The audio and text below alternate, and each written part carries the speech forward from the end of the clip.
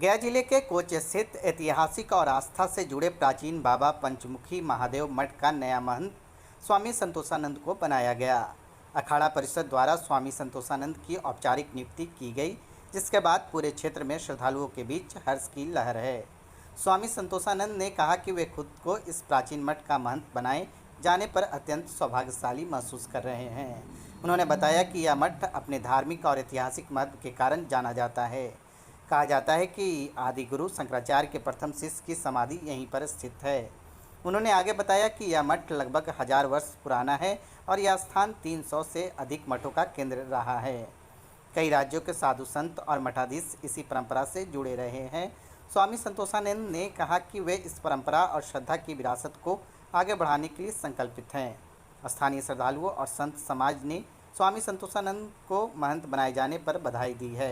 प्राचीन मठ बाबा पंचमुखी महादेव मंदिर शंकराचार्य मठ का मुझे वहां का महंत बनाया गया अखाड़ा के द्वारा। वह अति प्राचीन मठ है। आदि गुरु शंकराचार्य के प्रथम शिष्य की वहां समाधि है और वह ऐतिहासिक है। 850 से 1000 वर्ष वहां के आर्कियोलॉजिकल डिपार्टमेंट ने जब चेक किया तो उसका कहते हैं कि वो अति प्राचीन है।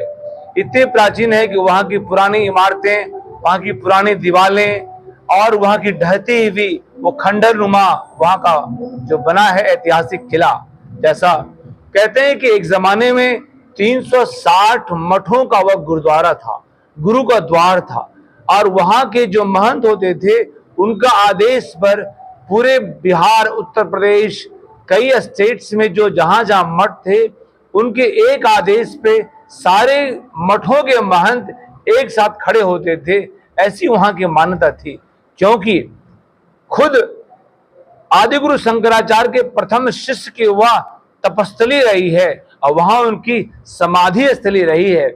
मैं बहुत अपने आप को सौभाग्यशाली महसूस करता हूं कि मुझे वहां का महंत बनाया गया। सबसे पहले तो जनता जनार्दन हजारों हजार की संख्या में कल भीड़ थी। दूसरी बात, अखाड़ा की तरफ से कई संतों का वहां आगमन हुआ। स्वामी नित्यानंद जी, स्वामी रत्नेश्वरानंद जी, स्वामी ओमानंद जी, इस प्रकार से कई संत का, फलारी बाबा महाराज, त्यागी बाबा जी, ऐसे कई संतों का आगमन हुआ। और कल चादर पोसी हुई महंताई का समारोह में मुझे महंत में घोषित हुआ। और यह अब धार्मिक न्यास बोर्ड भी इस बात को चाहती है कि उस जगह का उत्थान होना चाहिए। हमारे धार्मिक न्यास बोर्ड के सदस्य श्री श्यान कुणाल जी भी, उनका भी शुभ आशीर्वाद उस विषय पर रहा कि इस क्षेत्र का सर्वांगीण विकास हेतु मठ मंदिरों का विकास होना बहुत जरूरी है। जैसा कि अभी पटना के कार्यक्रम में भी यह घोषणा किया गया, जितने भी प्राचीन मठ हैं उनका अब विकास किए जाने की आवश्यकता है। जितने भी भूमाफिया द्वारा आज जमीन हमारा कब्जा किया गया, अधिग्रहण किया गया है, कब्जा किया गया है, उन भी जमीनों को छुड़वाने की आवश्यकता है, ताकि मठ मंदिर यदि नहीं बचेगा तो सनातन धर्म खतरे में होगा।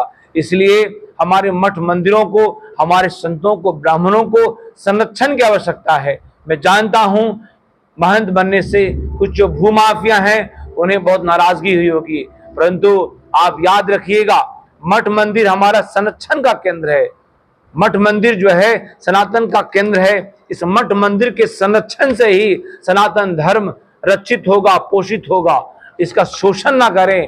मठ मंदिर का सर्वांगीण विकास के लिए तन मन धन से साथ दें, ताकि आने वाले समय में सनातन धर्म का डंका पूरे विश्व में बजे और सनातनी विश्व गुरु कहलाएं।